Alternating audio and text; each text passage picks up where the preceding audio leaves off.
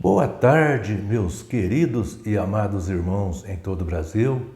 Também os meus queridos e amados irmãos que estiverem me assistindo, aí em qualquer outro país. Uma ótima tarde para vocês. Que Deus abençoe a vida de cada um de vocês. Deus que pague vocês pelo apoio que vocês dão ao meu canal. Meus irmãos, eu queria pedir para você, dar aquele joinha para mim aí, para o YouTube divulgar mais meu trabalho.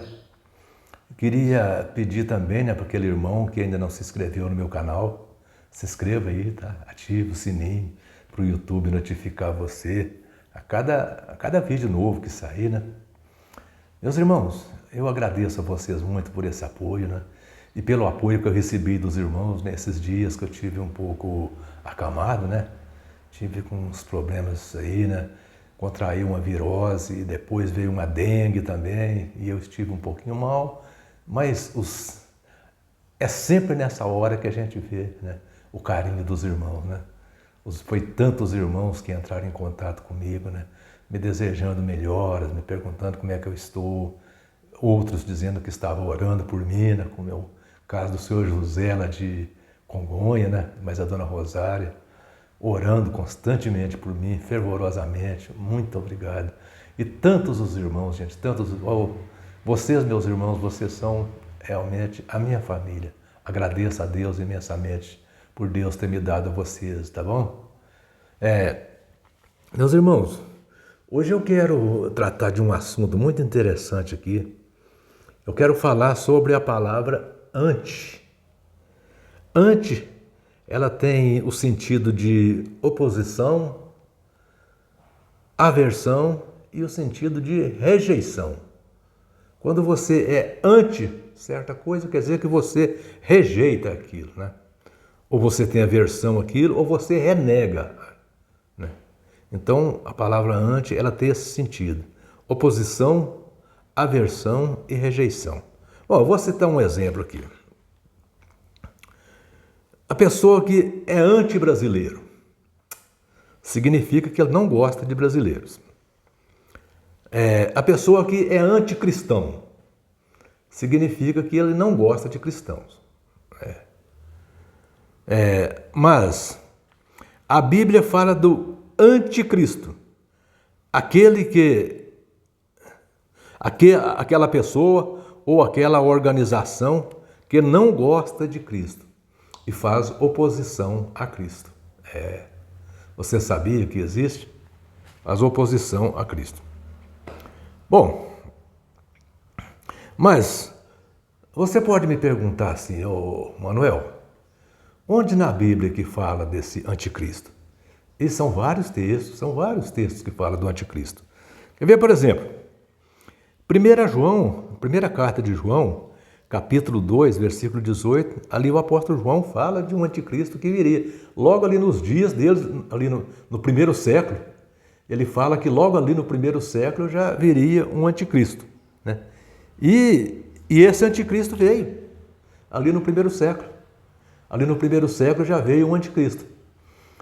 Esse anticristo é aquele que, na segunda carta de João, dos versículos 7 ao 11, que segunda carta de João só tem um capítulo, Segunda carta de João, versículos 7 ao 11, o apóstolo João falou que aquele anticristo, ele, naquele tempo ali, que não existia templos religiosos, então os cultos eram realizados nas casas dos irmãos.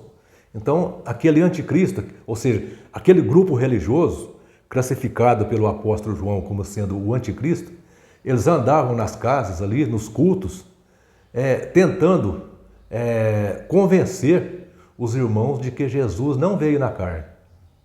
Então, esse é o anticristo, tentando convencer que Jesus não veio na carne. Mas, preste atenção, a Bíblia fala também de um anticristo nos últimos dias. Não foi só aquele anticristo do primeiro século, não. Apocalipse fala que no fim dos tempos viria também um anticristo. Agora, como é que nós vamos identificar esse anticristo atualmente? Bom, nós sabemos que esse anticristo ele está no nosso meio. Agora, como que nós Como que nós vamos identificar esse anticristo? Bom, o apóstolo João, no Evangelho de João, primeira carta de João, capítulo 4, versículo 3, o apóstolo João mostra como identificar esse anticristo. O apóstolo João disse assim, preste atenção, meus irmãos, preste atenção, observe os líderes da sua religião aí, da religião que você frequenta, observe os líderes da sua religião para ver se você não está seguindo um anticristo. O apóstolo João diz assim, todo aquele que não confessa Cristo não procede de Deus. Pelo contrário, é o espírito do anticristo. Viram, meus irmãos? O apóstolo João disse que todo aquele que não confessa Cristo é o espírito do anticristo. Então, se o líder da sua igreja, meu irmão, você, meu irmão, que está aí sentadinho no sofá me assistindo, se o líder da sua igreja, da igreja que você frequenta, não confessa Cristo como seu Senhor e Salvador, vindo na carne, ele é o espírito do anticristo.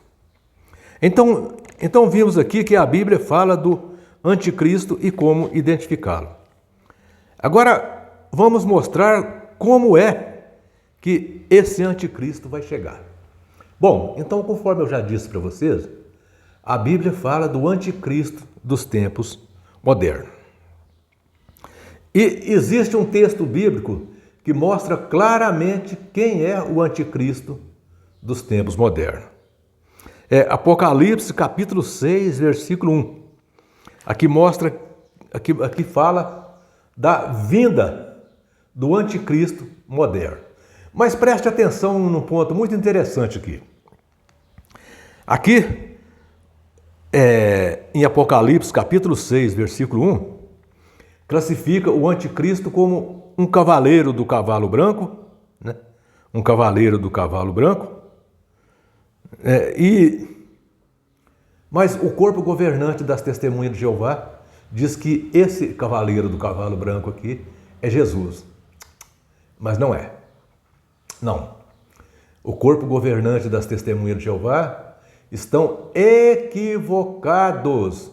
Esse cavaleiro do cavalo branco, registrado em Apocalipse capítulo 6, versículo 1, não é Jesus Cristo.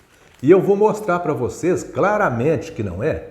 Eu vou mostrar para vocês claramente que esse cavaleiro do cavalo branco, descrito aqui em Apocalipse capítulo 6, versículo 1, não é Jesus Cristo. Trata-se do anticristo. Primeiramente, vamos ler o texto.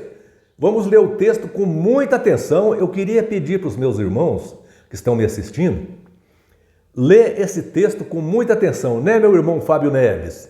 Meu querido e amado irmão Fábio Neves, aí em Belo Horizonte, aquele que sabe fazer uma exegese, que poucos sabem fazer uma exegese como o meu irmão Fábio Neves. Meu irmão Fábio Neves, presta atenção aí. Esse cavaleiro do cavalo branco, de Apocalipse capítulo 6, versículo 1, ele não se trata de Jesus Cristo. Presta atenção no que diz.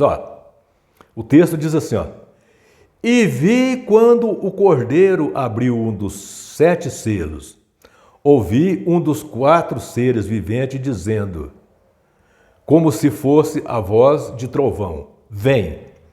Vi então, eis um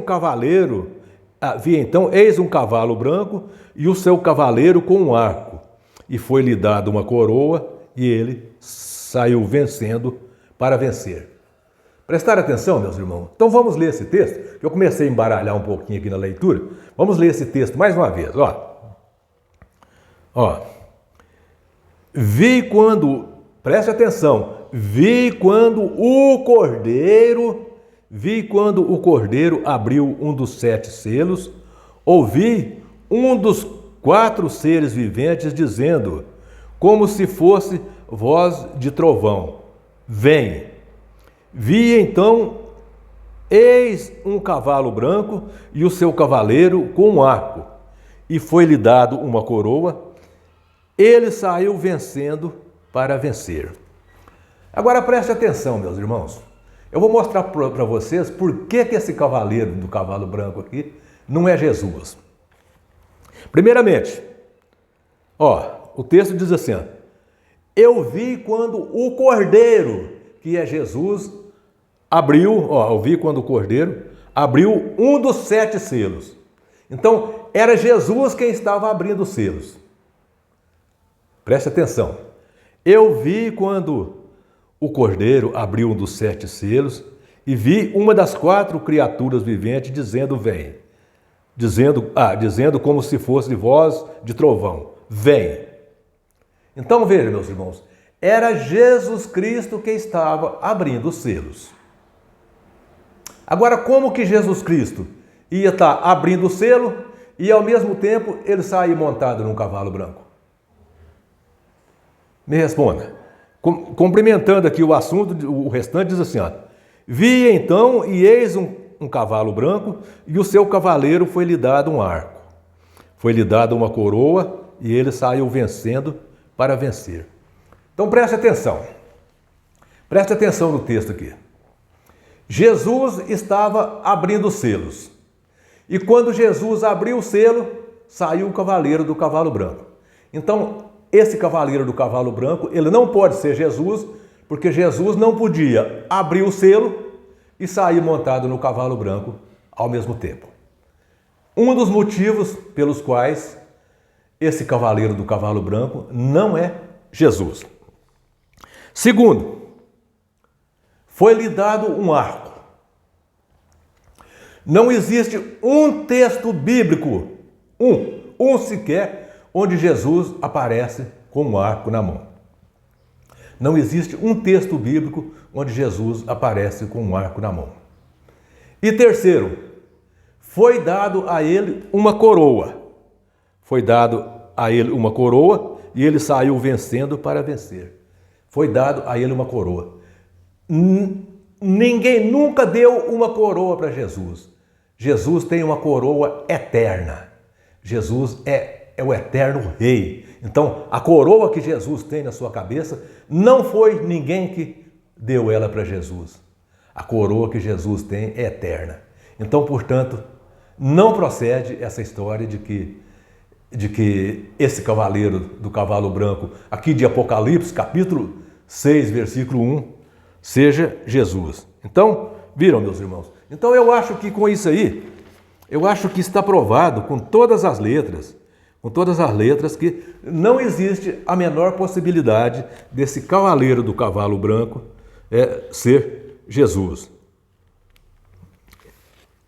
Porque, veja, ali diz que Jesus, ali diz que esse cavaleiro do cavalo branco, ele aparece com um arco. E Jesus, não existe um texto bíblico que Jesus aparece com arco. Jesus sempre aparece com uma espada. Jesus nunca, não existe um texto bíblico onde Jesus aparece com arco. Então Jesus aparece com uma espada. Até porque Jesus sempre teve a sua coroa, porque Jesus é o eterno Rei dos Reis e Senhor dos Senhores. Por esses 3 motivos, dá para a gente notar que o cavaleiro do cavalo branco de Apocalipse, capítulo 6, versículo 1, é o anticristo. É o anticristo que viria no tempo do fim e que, com certeza, ele já está no nosso meio. Esse anticristo, ele já está bem no nosso meio. E tem uma coisa.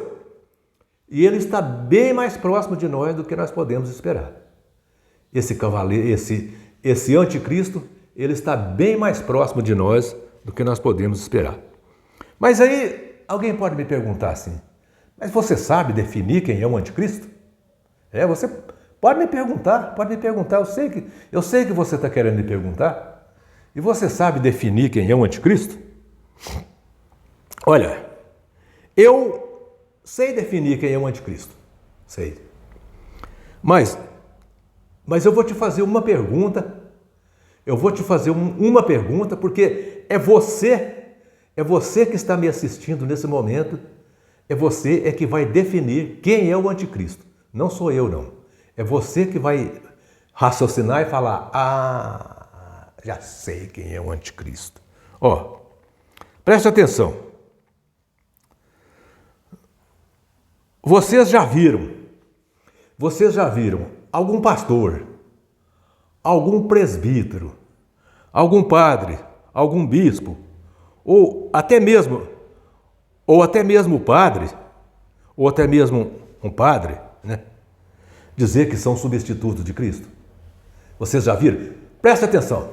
Que dia que vocês viram um pastor, um presbítero, um padre, um bispo, ou até mesmo o Papa falar assim: olha, eu sou substituto de Cristo? Que dia que vocês viram isso? Eu acredito que vocês nunca viram, né? Olha, eu acredito que de maneira nenhuma. Agora, vocês já viram o corpo governante das Testemunhas de Jeová dizer que são substitutos de Cristo, não viram? Vocês já leram um texto de 2 aos Coríntios, capítulo 5, versículo 20, onde eles, o corpo governante, adulterou esse texto para dizer que são substitutos de Cristo, não viram? Vocês não viram isso aí? Então, meus irmãos, diante dessa falácia aí, quem que vocês acham? Quem que vocês acham que é o anticristo? Quem que é o anticristo? Quem que está aí se opondo a Cristo? Quem que está fazendo oposição a Cristo?